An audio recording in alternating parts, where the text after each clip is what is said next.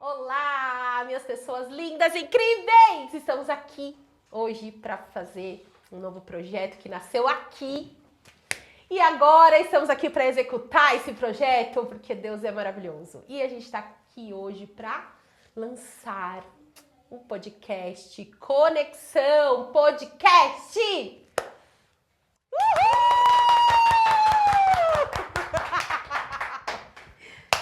E nós trouxemos uma convidada especial nesse podcast, que é a minha querida, minha outra metade, Kathleen!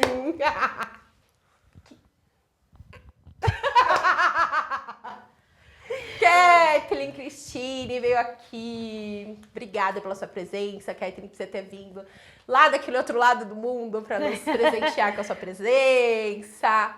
Estar aqui nesse momento para você levar para as pessoas informações do que é o meu trabalho aqui, do que eu faço aqui nesse lugar que as pessoas ficam pensando, o que ela faz ali, o que é uma neuropsicopedagoga, o que é uma psicopedagoga, que é a transição de carreira, como que eu fiz isso, que eu era só uma pedagoga que estava em sala de aula, e a Kathleen nada mais melhor que ninguém para saber disso, porque ela estava em todo esse processo. Desde o começo acompanhando, né, desde quando você estava dando aula, e quando você virou pra gente e falou assim... Eu não quero mais dar aula. Você virou e falou, isso não é pra mim.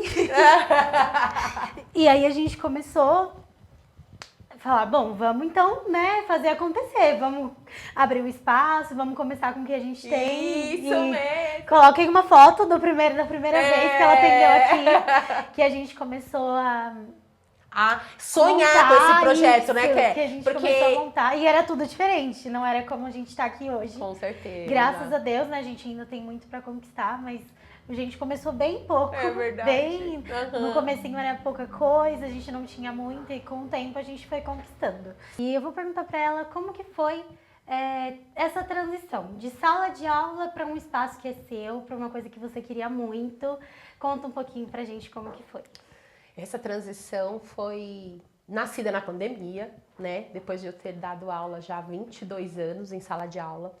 E o peso, o que pesou ali na pandemia mais? As burocracias do em volta da escola, o administrativo. E você sabe bem como funciona isso, Kathleen? Porque você, infelizmente, eu te empurrei para esse abismo de dentro da escola, né? E você sabe que ali o administrativo pesa bastante, as cobranças, e isso não estava compatível ao perfil que eu vejo que tem que ser com as crianças. E infelizmente na escola existem regras e tal, então eu queria mudar isso, mas também não queria sair de perto das crianças, e muito menos com os pais. Essa coisa de orientação de mães, porque também fui coordenadora. Antes de fazer essa transição, você sabe bem, tinha 3 empregos, não era incrível, mas tinha 3 empregos. Então, tava com a coordenação em Cajamara e tinha a escola. E aí comecei a atender a criança, que foi empurrada ali para atender uma criança, que deixei o diploma, tirei a certificação e guardei ela e falei, não, acho que não é agora, não atuar. E aí veio uma criança para atuar, né? E aí comecei sublocando uma sala, né? Que era da psicóloga lá, que trabalhava com a gente naquela escola, que você fez parte ali também do processo. E aí começou tudo. Aí então, nas horas dessa transição, foi nas horas que eu trabalhava como coordenadora de manhã, dava aula à tarde e aí atendia no final do dia. Uma criança que eu tinha uma criança, nisso eu tinha uma criança e atendia no final do dia. Nessa que a gente atingia no final do dia, eu fui achando que aquilo era o começo mesmo, era legal, fui pegando gosto, fui entendendo mais, estudando, e claro que a minha certificação primeira não me deu base no que eu tenho hoje, ela deu ali só aquela introdução, e aí percebi que tinha que estudar muito mais, né? Cada criança é um atendimento, cada criança... E foi crescendo isso um pouquinho.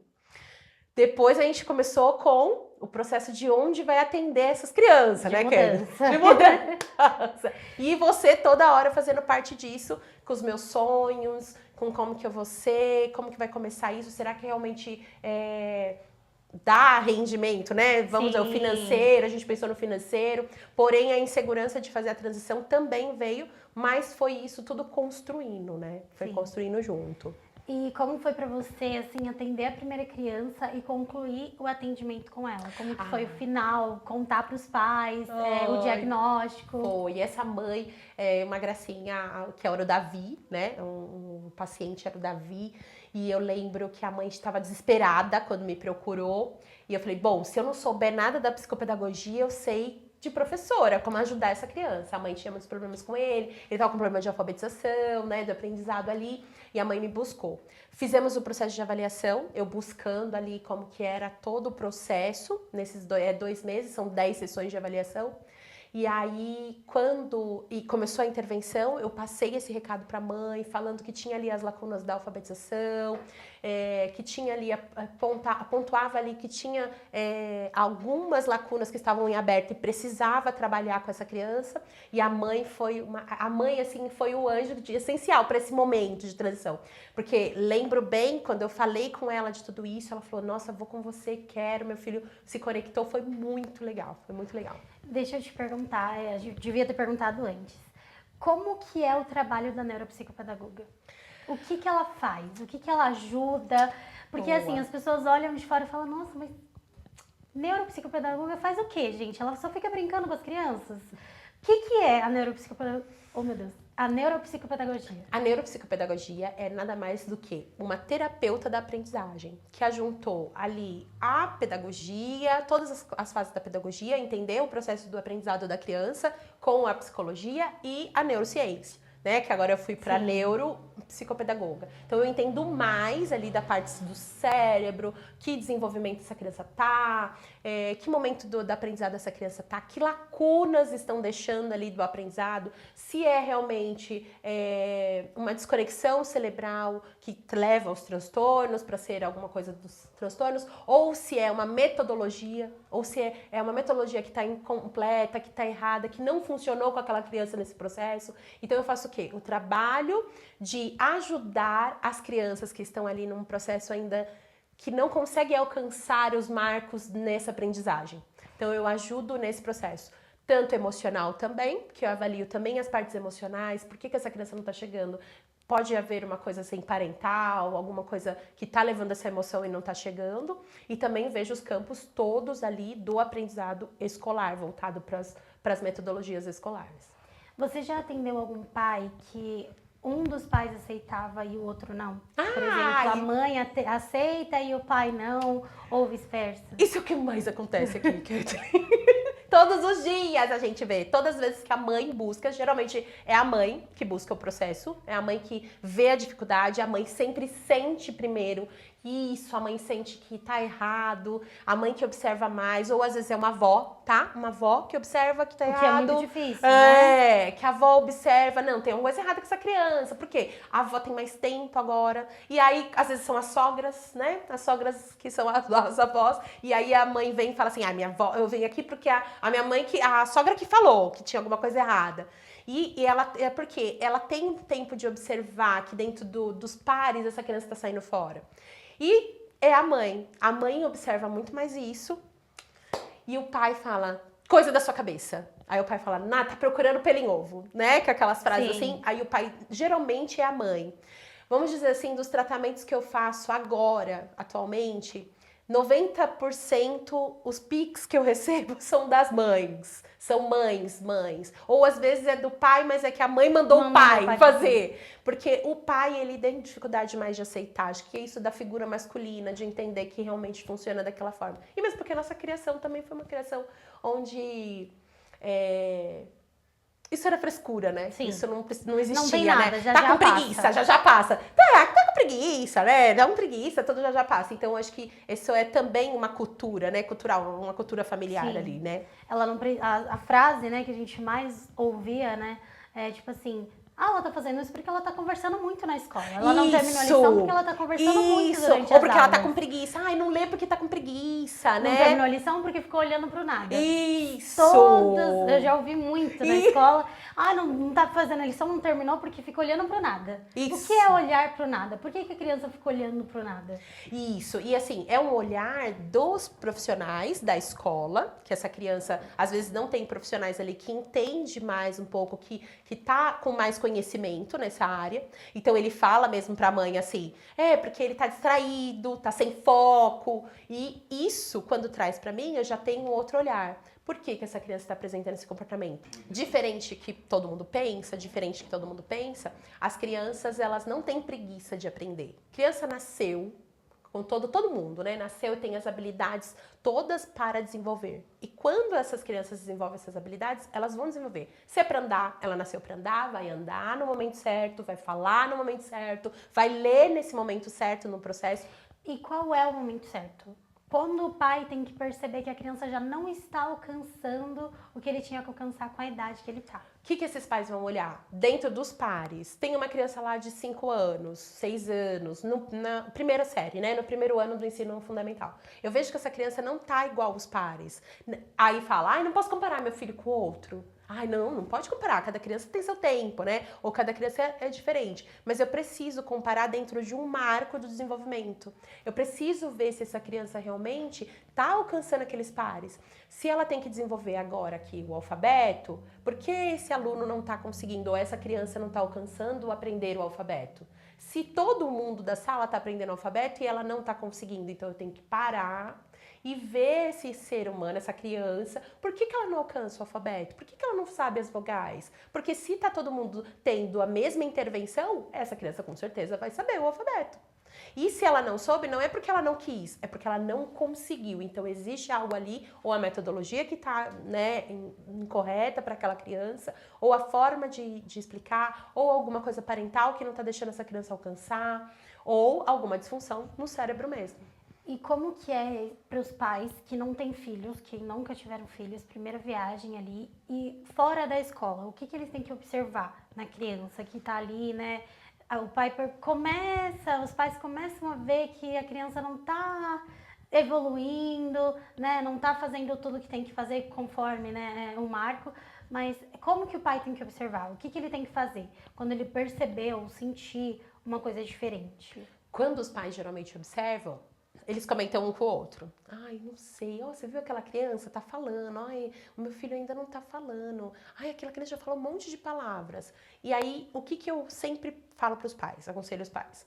Vão buscar a carteirinha de vacinação, que é uma coisa que todas as crianças têm, né? A carteirinha de vacinação. E lá dentro da carteirinha de vacinação tem o quê? O marco de desenvolvimento. Quantos anos a criança tem que falar? Quantas palavras ela tem que falar? Com quantos anos ela tem que andar? Balbuciar nos meses lá. Uhum. Nos meses, com tantos meses ela tem que rolar. Com tantos meses, se ela está ali fora, ou um estímulo que não está sendo feito, porque eu também tenho casos de crianças que foram não estimuladas, que estavam no abrigo e ficaram dentro de um berço até 1 ano de idade e não conseguiram andar, quase 2 anos de idade e não conseguiram andar, porque era colocado dentro do berço, então não colocava no chão, então essa criança não foi estimulada. Então eu não posso pensar só num transtorno, preciso pensar também nisso se não está sendo a estimulação. Então quando o pai vê que ela não está ali olhando dentro do marco, né, dentro da carteirinha de vacinação, que é uma coisa que a gente dá para eles observarem. Acessível. Isso, e pode buscar o pediatra. Então vai lá, fala com o pediatra. Porém, a gente ainda encontra os pediatras,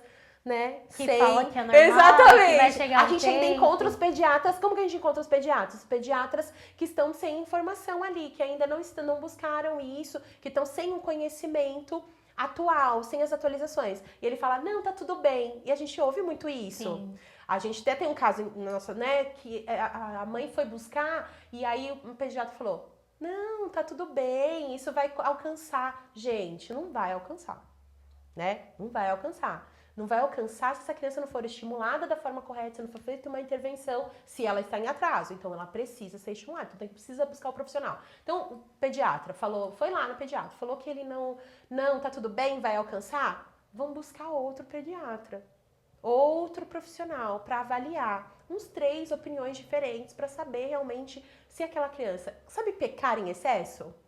Melhor a gente pecar em excesso, porque quanto mais cedo eu buscar esse diagnóstico para essa criança, se for uma intervenção, se for falta de estímulo, um estímulo correto, mais desenvolvimento eu vou ter, então mais essa criança vai alcançar os pares. Que eu já tive crianças aqui que a metodologia durante a pandemia não foi legal, ela estava fora dos pares, veio aqui, estimulamos e ela alcançou os pares. Acabou. Então, essa criança foi embora. Isso acontece bastante. Aparecem muitas crianças com falta de estímulo dos pais. Vai, Kathleen, aparece muitas crianças com falta de estímulo dos pais. E tem casos em que os pais, por amor, excesso de amor, achar que, é meu único filho, então eu posso fazer tudo por ele. Tem muitos pais, assim, querendo fazer pelas crianças o que elas são capazes de fazer. O que elas são capazes de fazer?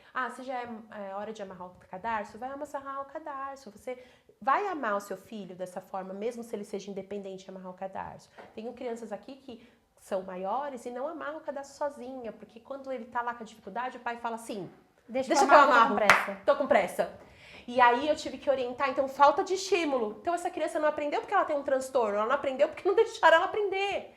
Tem crianças grandes aqui, adolescentes já, com 13 anos, que não amarram o cadarço, mas não amarram o cadarço, não corta a comida, o bife. Que são coisas que a gente vai ensinando ali, que é a coordenação motora. E aí não corta. Por quê? Porque toda vez que ela vai no restaurante, a mãe corta. A mãe corta. E aí, sabe o que é? Exatamente. Sabe o que esse adolescente falou pra mim?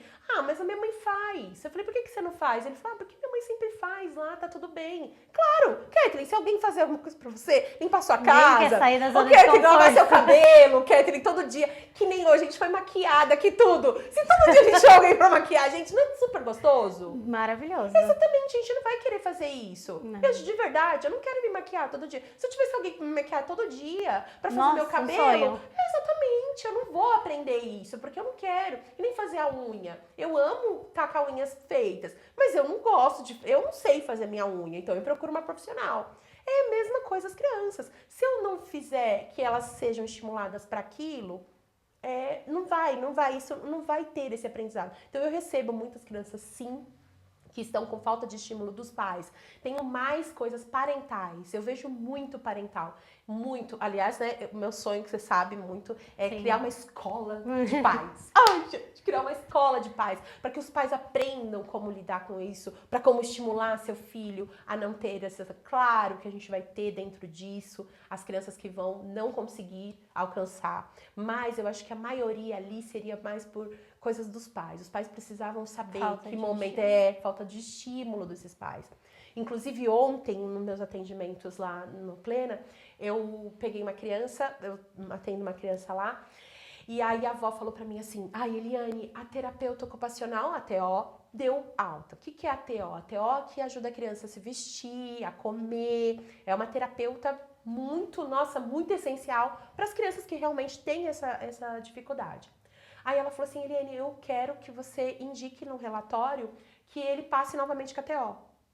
Aí eu falei, mas vó, quais os apontamentos que você vê? Porque eu vejo ele uma criança funcional, ele tem 6 anos, ele acabou de fazer 6 anos. Eu falei, quais os apontamentos que você vê que ele precisa de uma TO?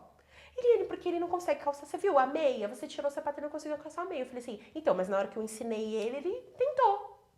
Ele conseguiu, foi até a metade. Eu falei pra ele, tá bom, vou dar uma ajudinha. Fui e dei uma ajudinha. O outro pé, ele já foi melhor.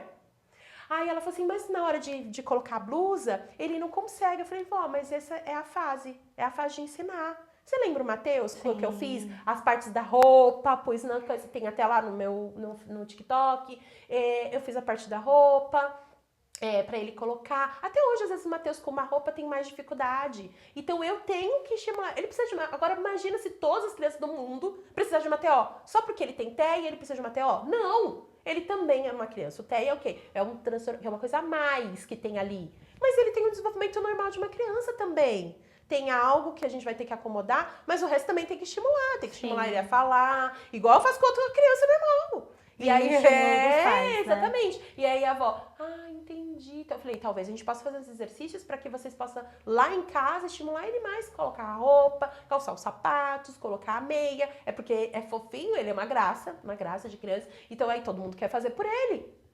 Mas, entendeu? Ele não tá sendo estimulado, não tá sendo estimulado da forma correta. Mas porque ele apresenta o transtorno do espectro autista, aí todo mundo acha que então ele precisa de uma TO, que ele não tá aprendendo aquilo por conta do TEA. E não ele não tá aprendendo aquilo que não tá sendo estimulado. Só isso. Voltando um pouquinho pro ano inicial, né? Quando a criança nasce ali. Sim. O falar primeiro que andar é normal. As pessoas falam que, não, a criança vai falar primeiro, não tem problema, depois ela anda. O que acontece? Isso é normal? A criança começar a falar e demorar muitos anos depois para poder andar, ou vice-versa?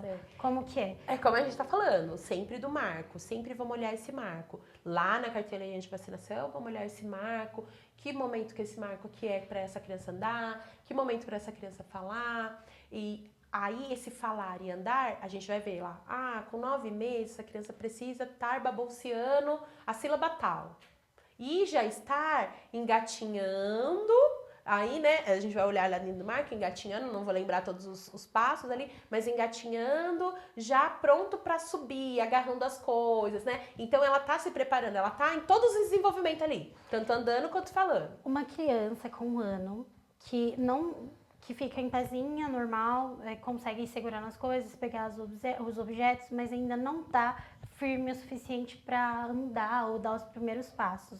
É normal dentro de 1 ano de idade ou a criança com 1 ano já precisa estar, pelo menos, dando o primeiro passo com apoio? A gente precisa ver lá, no olhar nesse marco de desenvolvimento, se realmente essa firmeza dele tá de acordo. Ou talvez essa mãe precise estimular mais, deixar mais se agarrar nos lugares. Talvez é aquela mãe, porque como é um bebê, o que acontece com o bebezinho? A gente quer todo mundo proteger. A gente não quer ficar. Bebezinho, a gente quer ficar o quê? No colo. A gente não quer deixar ele explorar. A gente tá tomando cuidado com tudo. Pra não cair. E esse é o momento de uma academia pra ele. Vamos pegar as coisas, ele vai exercitar os músculos para ele ficar mais firme. Então, talvez ela precise mais deixar. É uma mãe que tá mais insegura, não quer colocar no chão, né? Para encerrar o nosso podcast, eu quero te fazer uma pergunta muito importante. Sim. Né? Quero saber quando a mãe tem que vir. Quando ela tem que procurar, quando ela precisa saber que precisa procurar a ajuda de um profissional. Deixa essa diquinha aí pra nós. Isso, quando essa mãe tem que saber ali, ela vai sempre observar esse bebê, como a gente falou, vai vendo ali os apontamentos que não tá de acordo com o marco, então ela precisa acompanhar esse marco. Depois que ela acompanhar esse marco, que ela vê que não tem ali, que tá tendo os apontamentos, eu acho que é na idade escolar, quando essa criança começa a ir pra escola, quando essa começa a se envolver mais com os pares, que essa mãe matricula ali na escola, ela já começa a ver mais ainda a diferença entre a criança. Então ela deve buscar, na verdade, buscar o quanto antes, né? Porque a gente tem a intervenção precoce, a gente tem avaliação de bebês, para bebês, no tanto que eu também faço parte de um núcleo chamado materno, que já avalia ali a criança no atraso ali, porque quanto menor essa criança, mais o cérebro tá molinho. A gente fala que o cérebro é uma massinha de modelar. Quando a gente abre o pacotinho da massinha de modelar, tá bem molinha, bem gostosa. E aí, quando a gente vê esses atrasos ali, a gente consegue ainda moldar de uma forma muito legal. Então, a gente precisa buscar o quanto antes para essa intervenção. E as mães costumam me buscar mais ali nessa idade escolar, quando matriculou ali, pra gente avaliar o que não foi. Porque tem pra alfabetização, que eu gosto muito da alfabetização, tem as habilidades pré-editoras da alfabetização ali, para que a gente possa alcançar esse marco ali. E aí as mães buscam bastante nesse momento. Mas podem buscar quando estão vendo os apontamentos ali errado, que tá vendo que tá coraçãozinho aflito, acho que já pode trazer essa criança para uma avaliação para a gente entender e já fazer a intervenção e encaminhar para profissionais também, porque não é só eu, isso é uma equipe toda que vai avaliar, sou eu que faço os primeiros apontamentos, depois vai para outros profissionais fono, psicólogos e aí que fecha depois o diagnóstico. Muito obrigada pela sua presença, né? Por ter me convidado aqui. Ai, adorei! Foi muito bom esse papo que a gente teve. Maravilhoso. E eu espero que a gente grave muito mais, sim, né? Com que certeza. Comece agora, mas que nunca acabe, né? Uhum. E muito obrigada. Ai, foi um prazer te ter aqui, meu amor, porque você é a minha metade, você sabe muito desse trabalho, desse momento que a tia sonhou tanto com você, né? Eu lembro a gente sonhando cada pedacinho que tá aqui dentro, juntas, né? Calculando. Então, eu acho que é um momento, assim, muito... Tinha que ser com você. Esse primeiro momento tinha que ser com você. Porque você tá aqui, você entende, e toda vez que eu dou um passo nessa profissão, você tá lá acompanhando, né? Todos os passos vibrando comigo, acho que vocês estão me motivando. E, assim, aliás, às vezes vocês estão olhando a minha capacidade de de estar aqui do que eu não vejo, de fazer acontecer. Então eu agradeço muito, né, esse primeiro podcast, primeiro episódio do nosso podcast. Conexão Podcast. E espero que venham muitos desse, tá? Kathleen, muito obrigada. Obrigada. Muito, muito. Também te amo.